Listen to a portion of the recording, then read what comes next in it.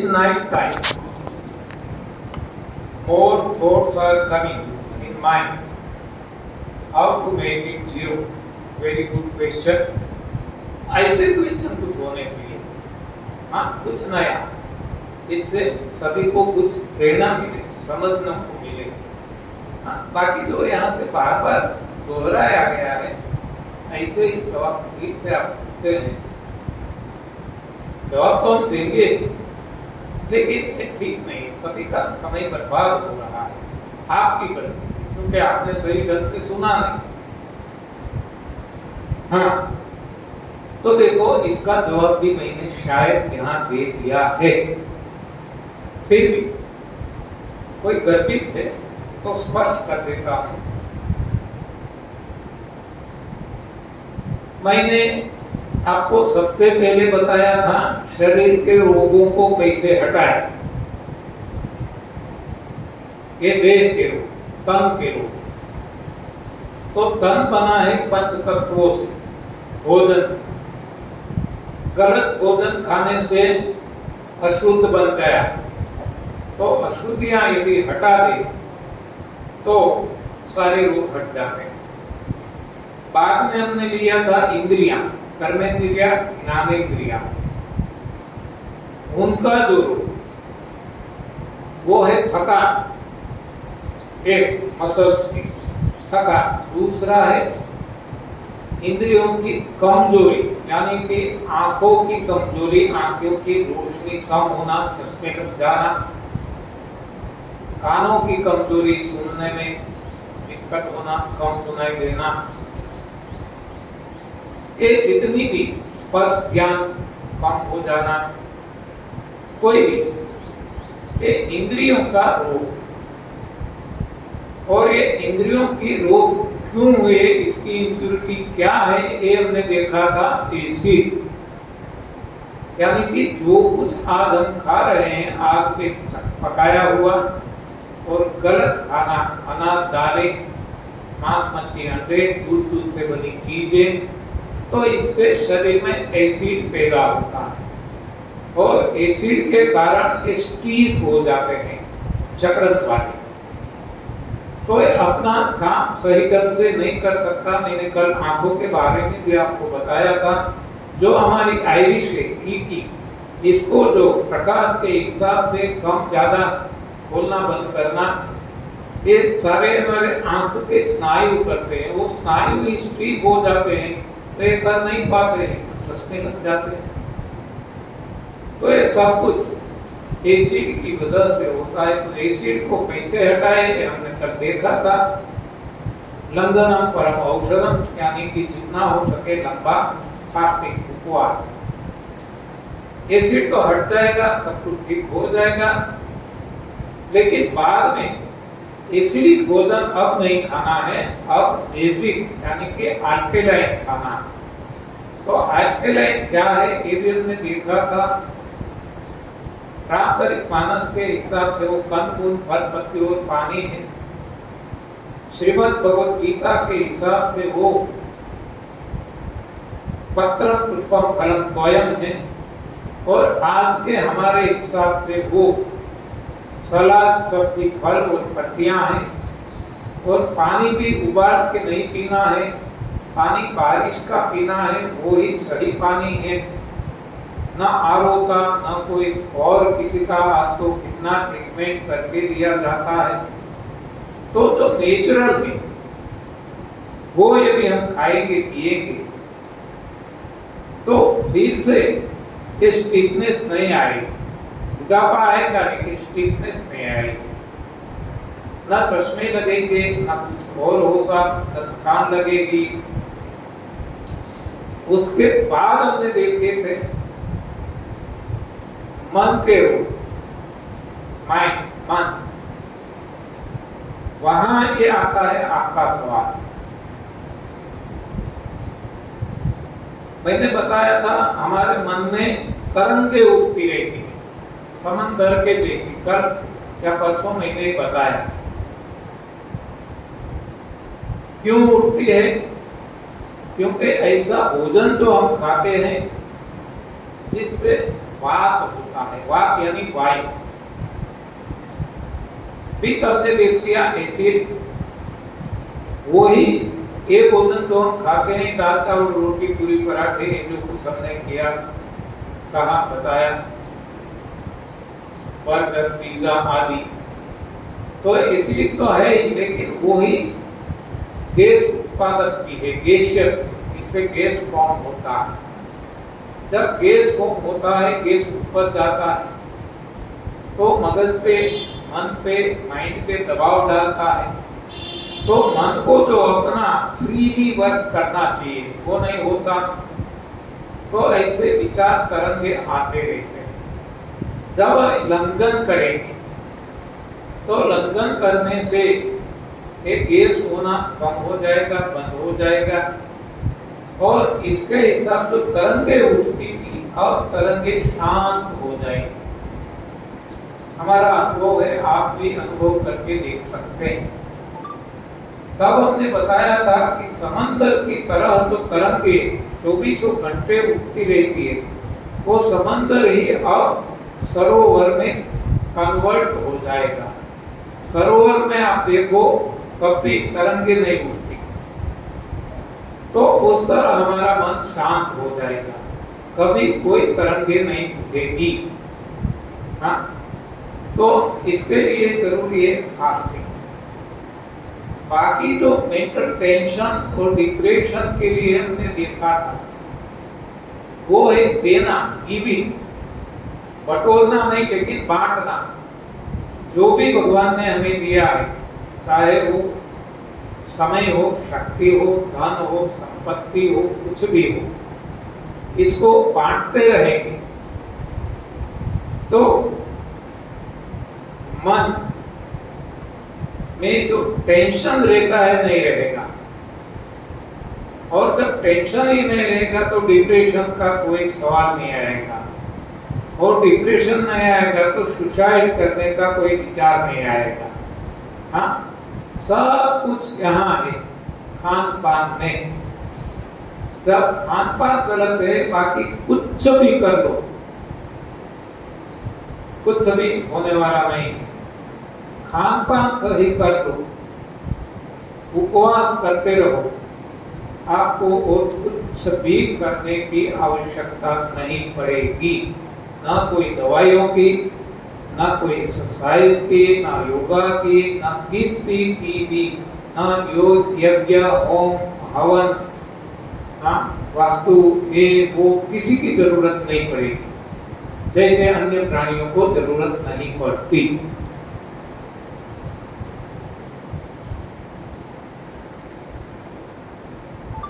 आगे का सवाल है, I follow the NDS, then which exercise is suitable in morning or evening and how much time? अभी तो आपको पता चल गया होगा, हाँ, डिस्कस हो चुका है। No exercise at all required for anybody in work. केवल जो हमें काम करना है उतना काम हम करते रहे बस, और काम भी जो हम गलत करते हैं, हाँ, जो हमारी एक डिजाइन, जैसे कोई हम मशीन डिजाइन करते हैं, कोई यंत्र डिजाइन करते हैं, तो उनके लिए कुछ खास पोजीशन रहती है।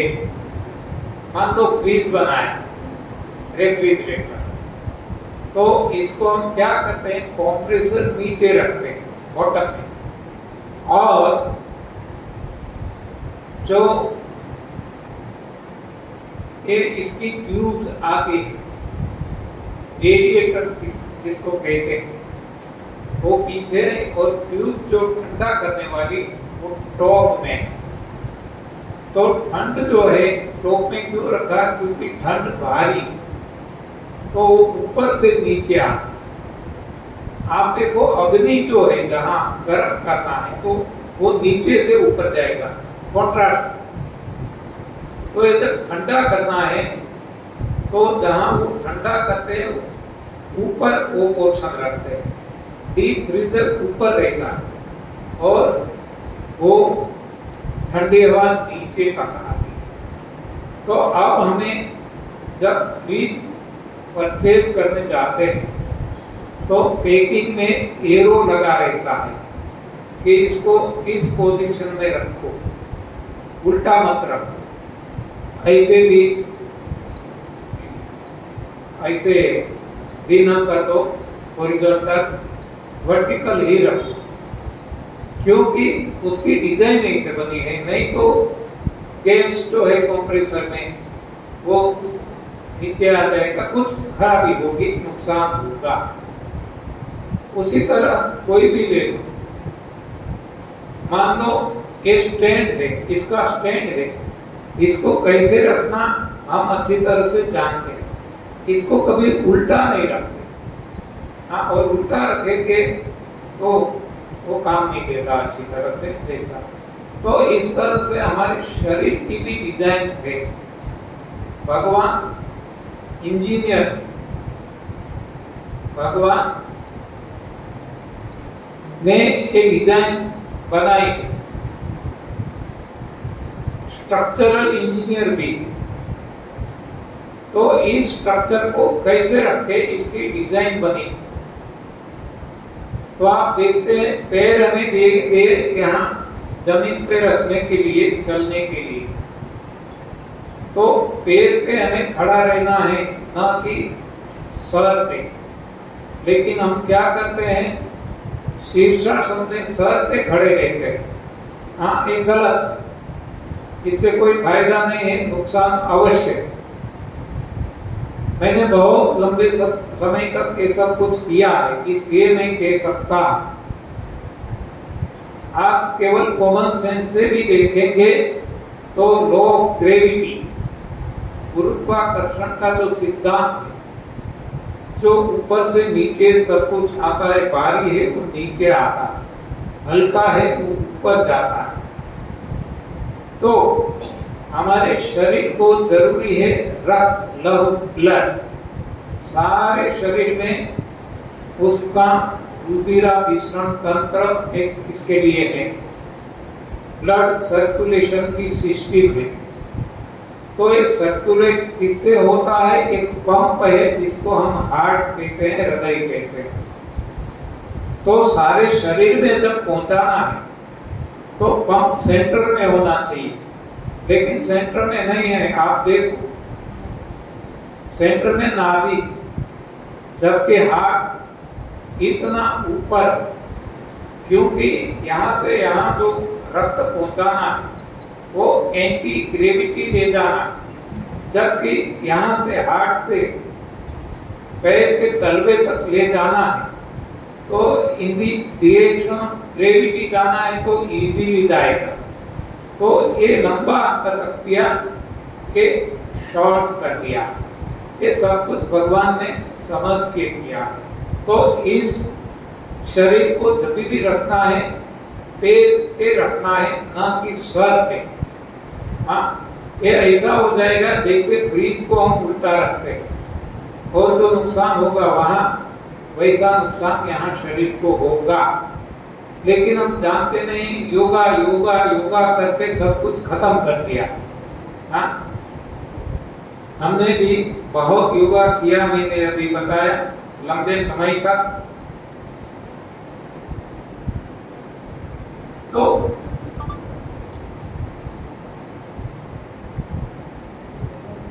एक्सरसाइज की जब बात आई तो हमें जो करना पड़ता है मजबूरन, वो अवश्य हम करें। वो भी एक्सरसाइज ही है। मानो हम कंप्यूटर पे काम करते हैं, लैपटॉप के कैसे ऐसे टाइपिंग करते हैं, तो एक गर्दन झुकाना पड़ता है। हमारी ये रीढ़ की हड्डी है वो भी ऐसे झुकती है, तो झुकने के लिए है नहीं, डिजाइन नहीं की गई। हाँ, लंबे समय का वो तो स्ट्रेट ही रहना चाहिए, क्योंकि जब वो स्ट्रेट रहेगी तभी जो अंदर हम कहते हैं ना रस्सी, रज्जु, ज्ञान तंतु, वो तभी अपना काम सही ढंग से कर सकेगी। यदि हम इसे बैंड कर देते हैं तो यहाँ तनाव आता है, यहाँ दबाव आता है, और ये असर करता है रस्सी को, मज्जा तंतु को। तो इससे जो संदेशा व्यवहार, कम्युनिकेशन सिस्टम, वो इफेक्ट होती है। तो ये कम्युनिकेशन अच्छी तरह से नहीं कर पाएंगे, तो इससे जो नुकसान हमें होगा वो हमें भुगतना पड़ेगा। एक तो पैर सुन्न हो जाना, ऐसा सब कुछ होता है, तो इसका कारण ये बनता है। लेकिन मजबूरी है, क्या करें, हमने हमारा लाइफ स्टाइल ही ऐसा बना दिया है। तो फिर हम ऐसा करें, जितने समय तक हम गलत दिशा में झुके, तो उतना ही समय यदि हो सके तो उल्टी दिशा में हम झुकने का प्रयास करें। ऐसे गर्दन रख के काम करते हैं, हाँ, आधा घंटा काम कर लिया, तो हो सके तो उतना ही समय, ना हो सके तो कम से कम जितना हो सके, तो ऐसे उल्टा कर लो धीरे धीरे। होल्ड कर जब तक आपके पास समय है, तो ये थोड़ा भी कॉम्पेंसेट हो जाएगा, तो आपको गर्दन की शिकायत नहीं आएगी, नहीं तो अवश्य आएगी।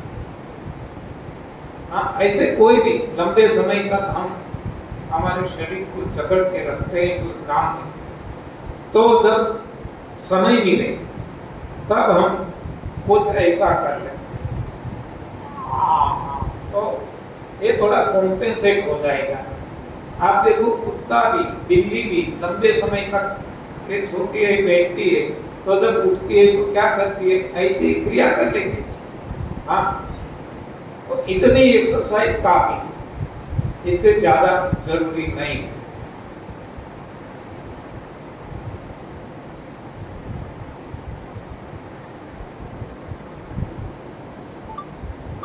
एकवीस दिवस द्राक्ष पर કર્યા અને 24 દિવસ રસાળ પર રહી, કુલ 45 દિવસ કર્યા પછી હાથ પર, હથેળી પર અને મોં પર ડિહાઇડ્રેશન જેવું થઈ ગયું ને ખૂબ જ કરચલી પડી ગઈ, તો એનું કારણ જણાવશો? મારે 4 મહિના રસાળ પર રહેવું હતું, પણ ડિહાઇડ્રેશન થવાથી મૂકી દીધું। देखो, what is dehydration we don't know, પણ મગજમાં એક ભૂત ભરાઈ ગયું કે આને ડિહાઇડ્રેશન કહેવાય, ચાંદી ફાટી એટલે ડિહાઇડ્રેશન, સૂકી ગઈ ડિહાઇડ્રેશન, કરચલી પડી ડિહાઇડ્રેશન।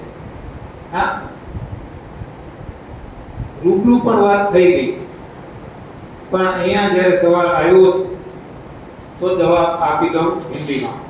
तो कहना ये है, सवाल ये है कि कुछ समय तक निर्जला, कुछ समय तक रसाल किया, ज्यादा करना था, लेकिन डिहाइड्रेशन हो जाने की वजह से नहीं कर पाई। मतलब आप समझ नहीं पाई। हमने ये भी टॉपिक यहाँ डिस्कस किया कि जब आप शरीर को मौका देंगे सफाई का, तो शरीर साफ करेगा खुद को। जब खुद को साफ करता है तो अंदर से या तो गैसियस फॉर्म में, या तो लिक्विड फॉर्म में, या तो सॉलिड फॉर्म में जो कुछ अंदर रुका हुआ है गंदगी, इसको निकालेगा।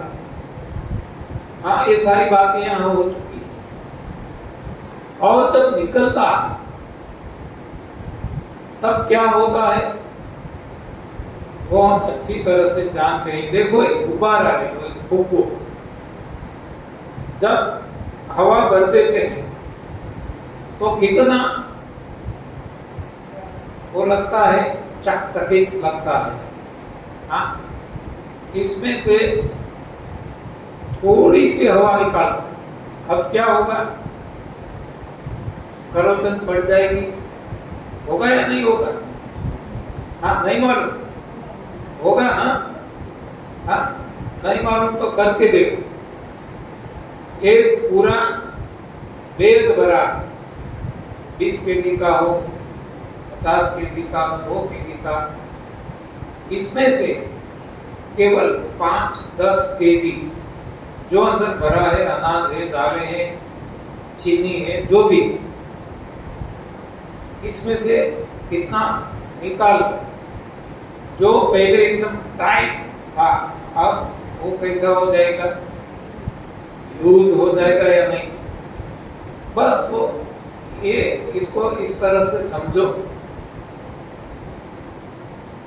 एक गुब्बारा गलत खाना खा के, कल भी हमने डिस्कस किया था कि जब हम खाते हैं तो गैस बनता है, तो गैस के हिसाब से जैसे गुब्बारा चकचकित दिखता है ऐसे हम दिखते हैं।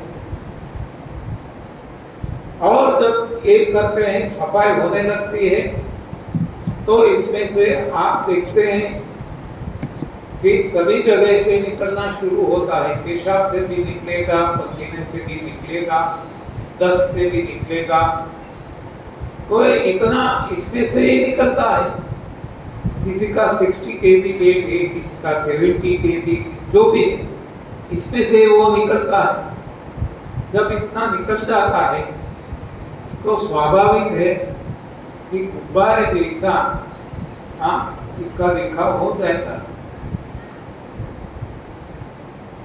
लूज पड़ जाएगा, करोचन पड़ जाएगी, निस्ते दिखने लगेंगे। ये तो होगा ही, होना ही है। It's a part of this process. तो इसको होने देना है और हमें हमारा काम करते रहना है। आपने बंद कर दिया, वो आपकी गलती है, आपकी नासमझ है। इसको चालू रखना चाहिए था।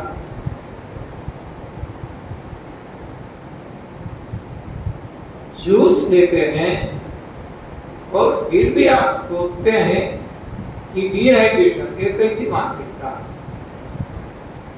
आप रिजल्ट करते हैं और आप मानते हैं डिहाइड्रेशन, तो ठीक है, सही तो नहीं, समझ सकते हैं कि आपकी ऐसी मानसिकता हो सकती है। लेकिन जूस पी रहे हैं और कहते हैं डिहाइड्रेशन हो गया, ये ना समझ। इतनी धूप में भी आप कई लोग हैं जो लगातार 10-10 दिन, 15 दिन, महीने तक ना कुछ खाते हैं ना कुछ पीते हैं, तो कोई डिहाइड्रेशन नहीं होता। अरे प्रहलाद भाई जानी कल हमने याद किया था, माता जी 80 साल तक ना कुछ खाया ना कुछ किया, उनको तो डिहाइड्रेशन नहीं हुआ, वो भी हमारे जैसे ही थे। तो हमें ही क्यों होता? ये हमारे भीतर गंदगी भरी है, तब तक होगा। और ये डिहाइड्रेशन मत समझो, ये प्यूरिफिकेशन प्रोसेस है। तो ऐसा तो निश्चित होने वाला है, करोचन पड़ने वाली है, तो डरना नहीं। वो जो डर गए वो मर गए, आप डर गए तो आपने बंद कर दिया। शरीर को अपना काम करने देना, अपने आप को फिर से,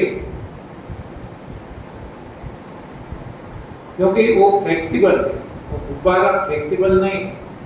जो हमने बैग देखा फ्लेक्सिबल नहीं है, वो तो वैसा ही रहेगा जीवन भर। लेकिन ये शरीर वैसा नहीं रहेगा, वो फिर से अपना ओरिजिनल शेप हासिल कर लेगा। तो करना है सोच समझ के, जो भी करो सोच समझ के करो, अन्यथा मत करो।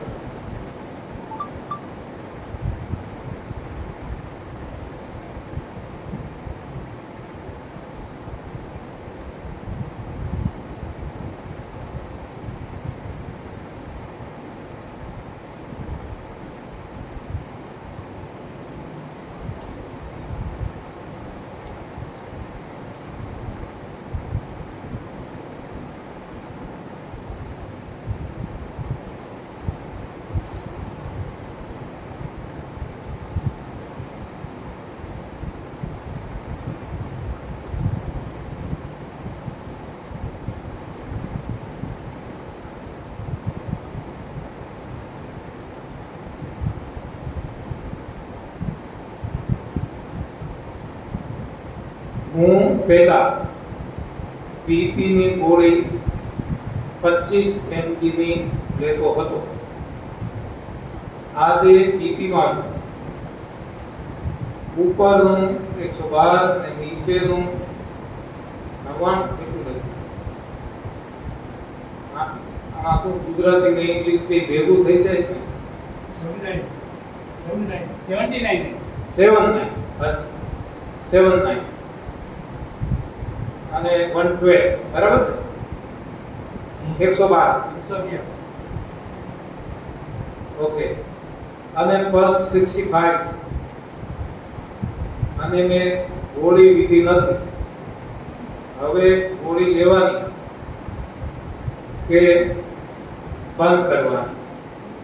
અચ્છા, એક તો અગાઉ કેટલું રહેતું હતું ગોળી લેવાથી એ લખ્યું નથી, અને અગાઉ પલ્સ કેટલા હતા આજના લખ્યા, અગાઉ કેટલા હતા દવાઓ લેતા હતા ત્યારે એ લખ્યું નથી.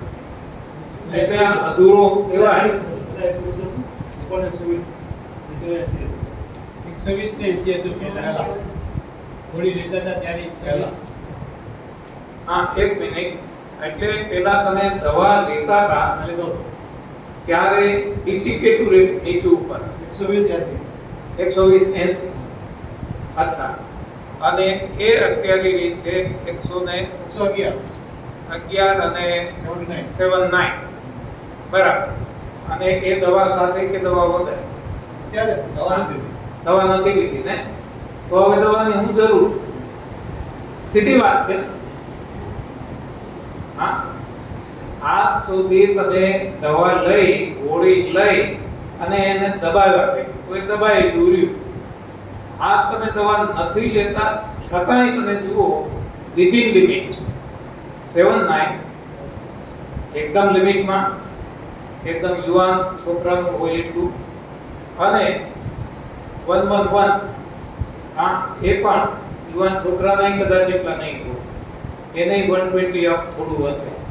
તમારે તેના એટલે વિધિન લિમિટ છે, તમારે કોઈ ગોળી લેવાની જરૂર નથી. ગોળીને ગોળી મારો, બરાબર? બહુ ગોળી ખાધી આ થઈ. No medicine is required for anybody in the world. એટલે જ આપણે કહીએ છીએ વર્લ્ડ વિધાઉટ મેડિસિન. આપણું સ્લોગન જ એ છે. હવે દવા શું કામ લેવાનું? લીધી આપણી ભૂલ હતી, કારણ કે આપણે ખોટું ખાતા હતા અને દવા લઈ લઈ દબાવી રાખી.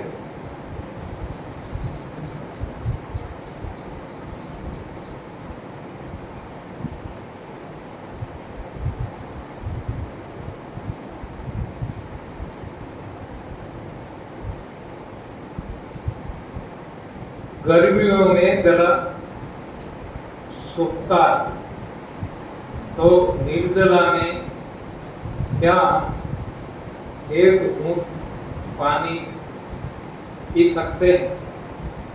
तो ये निर्जला नहीं है.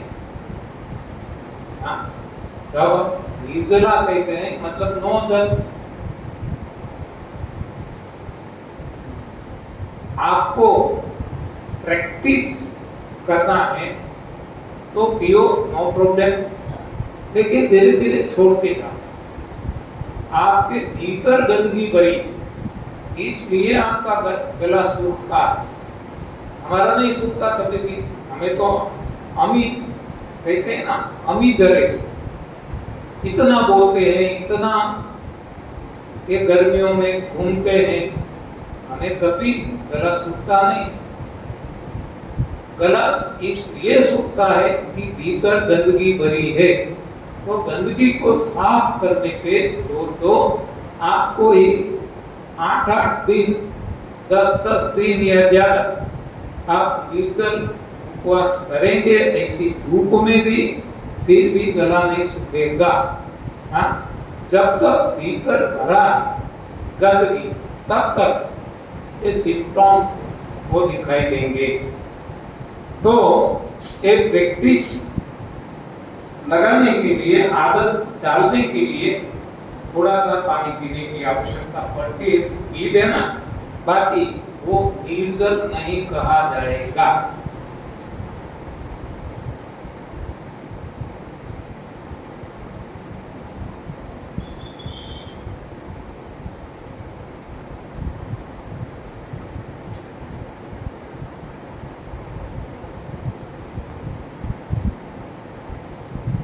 कोरोना में बच्चों को 1 से 1.5 साल या तो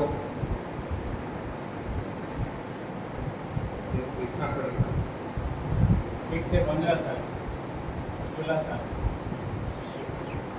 थोड़े बड़े अक्षर लिखो, हम पढ़ सके। मैंने पहले ही बताया है, फिर भी इतना कागज तो खाली है थोड़ा।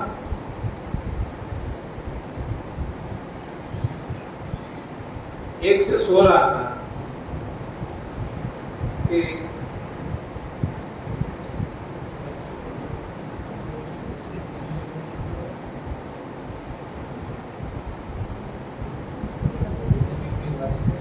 कोई प्रभाव नहीं हुआ। हाँ, कोरोना में बच्चों को 1 से 16 साल के कोई प्रभाव नहीं हुआ। ऐसा क्यों? हाँ, ऐसा इसलिए कि अब इसमें कोरी है, इसने इतना गंदा नहीं भर दिया जितना हमने भरा है। हाँ, ये गंदगी से रिलेटेड है। जितनी ज्यादा गंदगी बच्चों में भी यदि ज्यादा गंदगी होगी तो उनको भी होता। जिसमें ज्यादा गंदगी, देखो बड़ों के भी नहीं हुआ, बच्चों को नहीं हुआ ऐसा नहीं, हमें नहीं हुआ। ऐसे बहुत करोड़ों लोग हैं जिन्होंने एमबीएस फॉलो किया, किसी को नहीं हुआ। हाँ, मिनिमम 200 करोड़ दुनिया में, किसी को कोरोना नहीं हुआ, क्योंकि उन्होंने अपना शरीर साफ रखा है भीतर से। तो ये बच्चा एज रिलेटेड नहीं।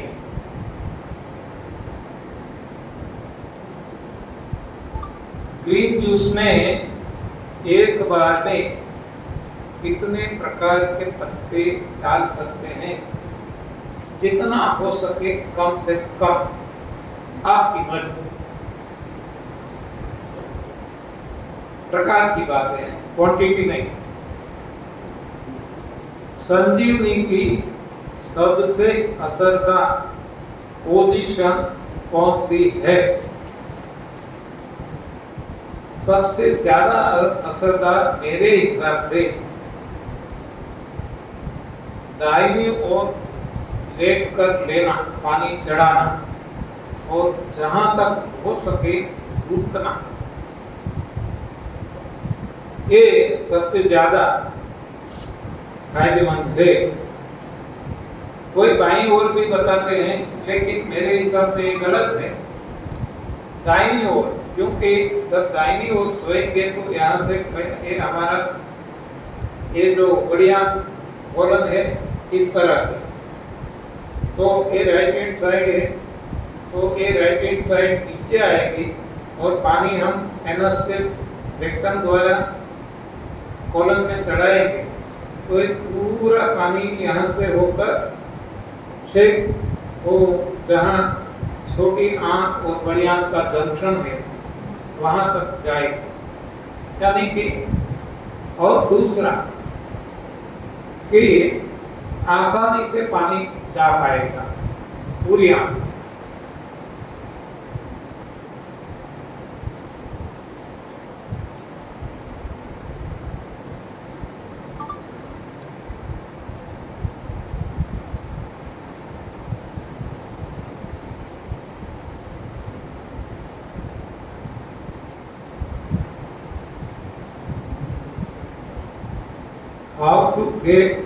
how to take care of tick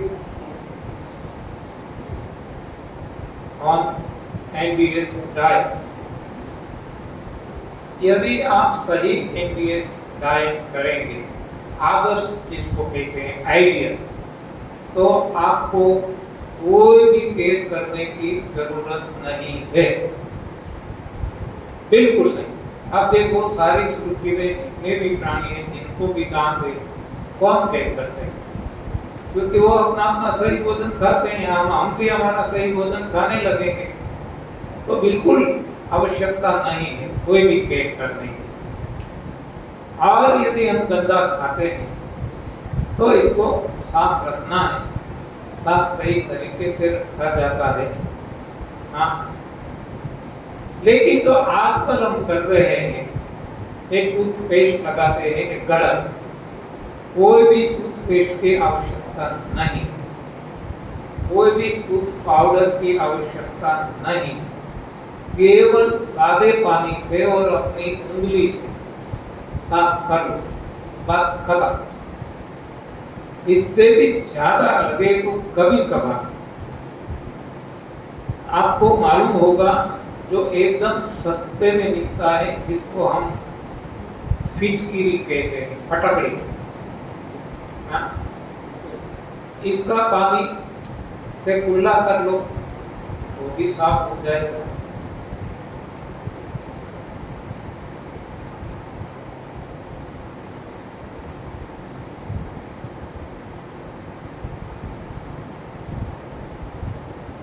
gross food, स्थूल खुराक, gives पंच तत्व to body.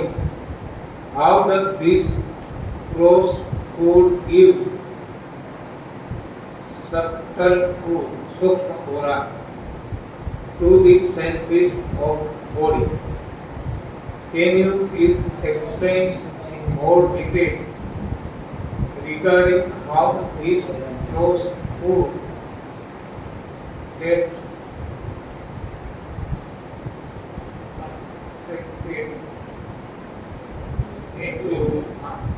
converted into subtle food for senses?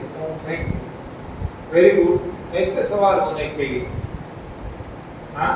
ये सवाल कुछ नया सीखने को इसमें से मिलता है, सभी को, मुझे भी। तो शास्त्र मुझे मालूम नहीं, लेकिन मैंने कहीं पढ़ा था कि कोई भी भोजन, कोई भी, इसमें दो बातें साथ हैं, स्थूल और एक सूक्ष्म। कितना भी स्थूल ले लो, चाहे चने ले लो, मूंग ले लो, मठ ले लो, जो हमारा भोजन नहीं है, लेकिन कोई भी भोजन ले लो, इसमें स्थूल और सूक्ष्म दोनों है। तो स्थूल से स्थूल पड़ता है, सूक्ष्म से सूक्ष्म पड़ता है। ये मैंने कहीं बहुत सालों पहले पढ़ा था। और वैसे भी हम देखें तो ये केवल भोजन की बात नहीं, कोई भी ले लो, ये सारी सृष्टि स्थूल और सूक्ष्म से बनी। स्थूल में जो हम देख सकते हैं, पृथ्वी है, जल है, अग्नि है, वायु है। तो इसमें आकाश भी है जो सूक्ष्म है। हमारा कंप्यूटर ले लो, मोबाइल ले लो, इसमें भी सॉफ्टवेयर है, हार्डवेयर है। कोई भी ले लो, हर कोई जगह सॉफ्ट एंड हार्ड, स्थूल और सूक्ष्म दोनों है। तो जो भी भोजन हम खाते हैं, इससे हमारा स्थूल शरीर भोजन के स्थूल भाग से फलता है, पोषण मिलता है। और सूक्ष्म से केवल सेंसेस नहीं, लेकिन माइंड, इंटेलेक्ट, ये सब कुछ जो भी हमारे सूक्ष्म शरीर हम कहते हैं, ये सारे शरीर भोजन के सूक्ष्म भाग से हमको पोषण मिलता है। यानी कि हर कोई भोजन में ये दोनों भाग है, स्थूल और सूक्ष्म।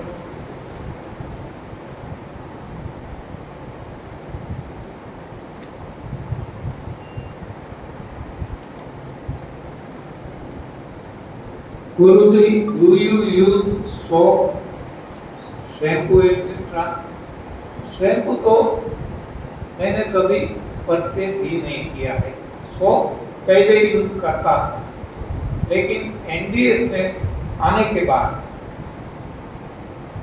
कोई जरूरत नहीं लगती, नहीं करता। सादा पानी, केवल सादे पानी से स्नान करने का किसी की आवश्यकता नहीं पड़ती, क्योंकि पसीना भी दुर्गंध, पसीना ही नहीं होता, और जब होता है कोई ऐसा मॉइस्चराइज्ड एटमॉस्फेयर है,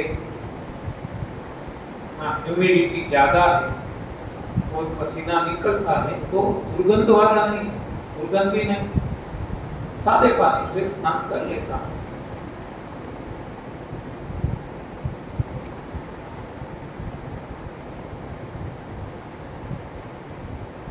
And what to use as a replacement of it? मैं तो नहीं करता, और कर सकते हैं जो वनस्पति जन्य है, जिसको हम अरीठा कहते हैं गुजराती में। इसको रात को भिगो दे पानी में, और जब हमें स्नान करना है सुबह, तो इसको ऐसा घोल लेंगे, तो साबुन जैसे वो फिर इसमें हो जाएंगे, इससे भी स्नान कर सकते हैं। बाकी तो बहुत से मिट्टी स्नान भी कर सकते हैं। ये जब हम जंगल में गए थे तब मिट्टी स्नान एक प्रयोग के आधार से करते थे। सारे शरीर पे मिट्टी लगाते थे, वो पानी में भिगोकर लोशन जैसा लगा देते थे। नींबू भी, नींबू का रस है, इसका भी प्रयोग कर सकते हैं।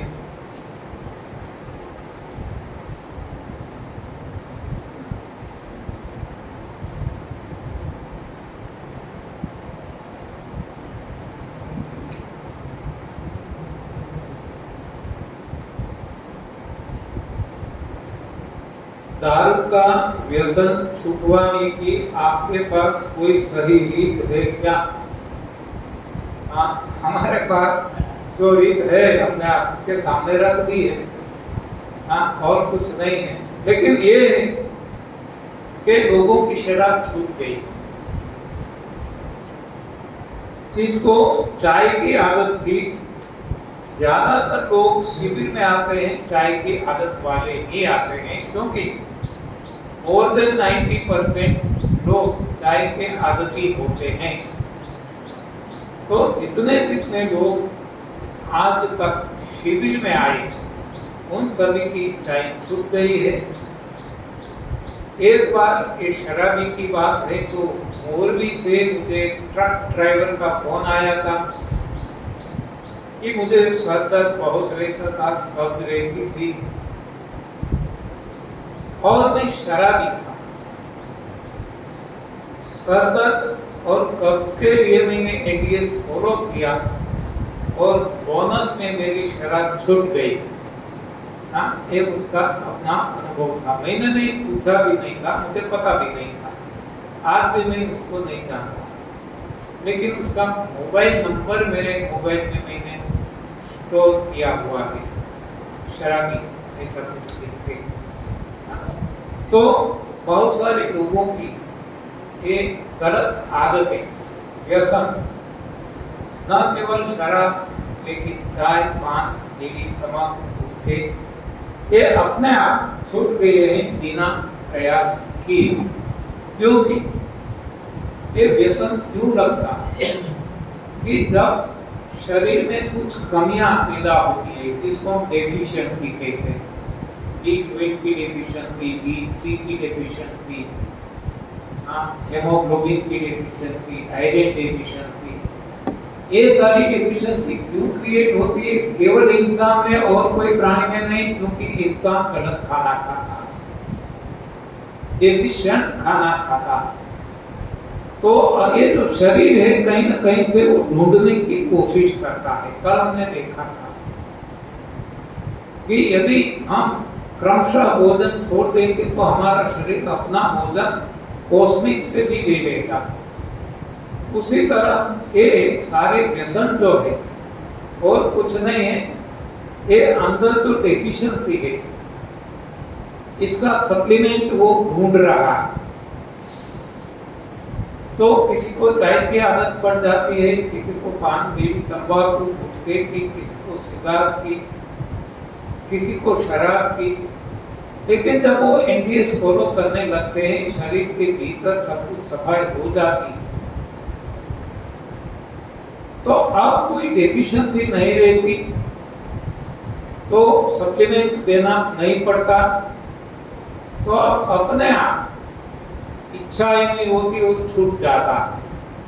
तो इसके लिए कोई खास रीत नहीं, लेकिन जो कुछ होता है अपने आप होता है। जब शरीर को जब कुछ जो कुछ चाहिए सब कुछ मिल जाता है, तो इधर उधर भटकेगा नहीं। हाँ,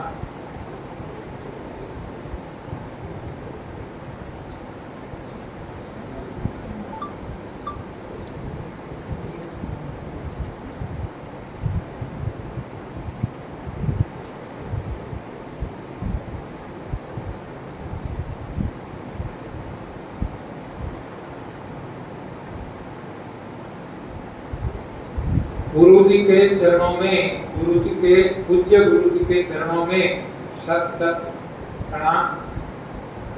मैं सुरेश गहलोत, नागौर, राजस्थान। देखो मैं पढ़ता नहीं, आज तक आपने देखा होगा। हाँ, कि मैंने नाम लिखा है, मैं कभी नहीं पढ़ता, नाम की जरूरत नहीं है। सवाल आपका क्या है? लेकिन मैंने गहलोत और राजस्थान देखा, तो मैंने सोचा कि आप चीफ मिनिस्टर के कुछ रिश्तेदार होंगे। हाँ, इसलिए पढ़ा। हाँ, है नहीं है, मुझे लेना देना नहीं है तो भी अच्छा, नहीं है तो भी हमें कोई फर्क नहीं पड़ता। नहीं, मुझे एमबीएस से जुड़े हुए 1.5 साल हो गए हैं। पहले मुझे किडनी में इन्फेक्शन था। 3 माह एनडीएस फॉलो करने के बाद मेरी सारी रिपोर्ट्स नॉर्मल आ गई है। आपको धन्यवाद सभी की ओर से। हाँ,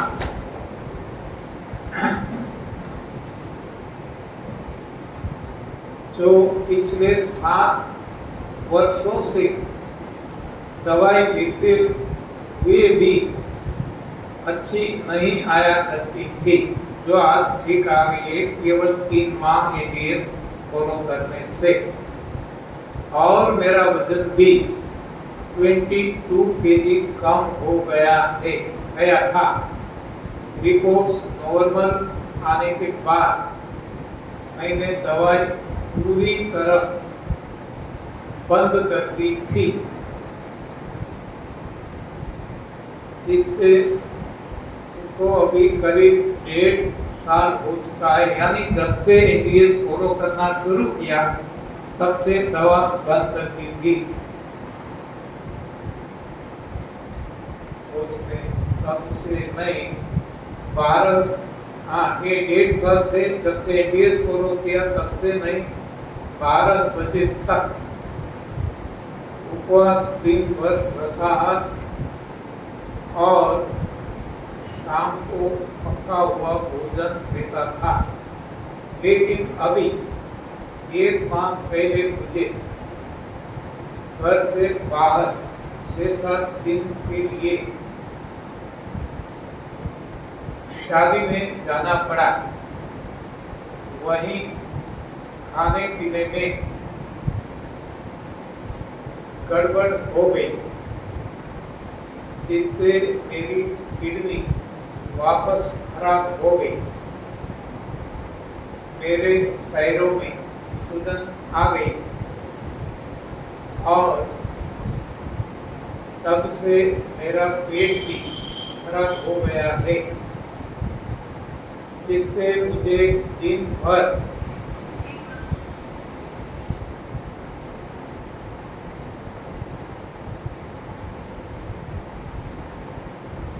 दस्त भी लगती रहती है। मेरा अभी 10-15 दिन से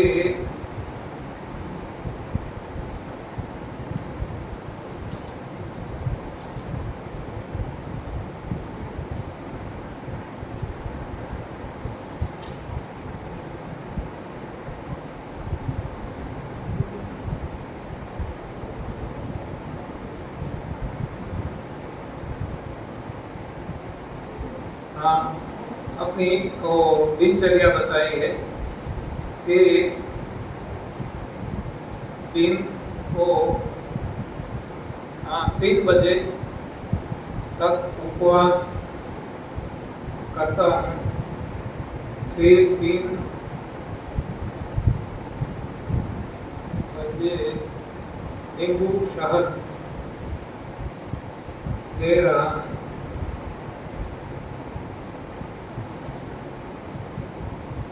5 बजे तरबूज का जूस और फिर शाम को 7 बजे गन्ने का जूस ले रहा। पक्व भोजन बिल्कुल बंद है, लेकिन अभी कुछ आराम नहीं मिल रहा है। सूजन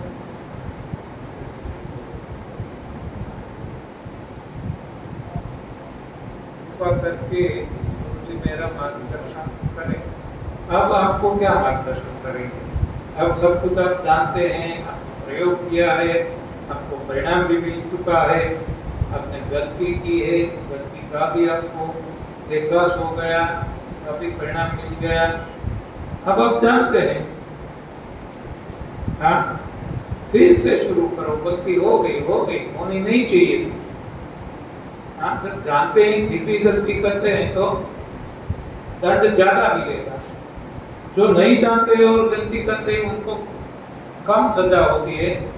जानते हैं फिर भी गलती करते हैं तो उनको कुदरत भी ज्यादा सजा करते हैं।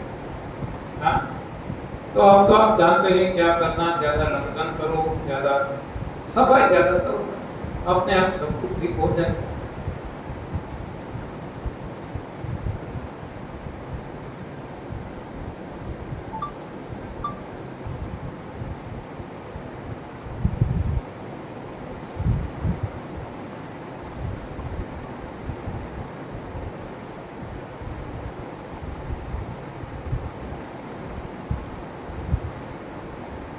ये अच्छे सवाल है जो हम आफ्टरनून लेंगे।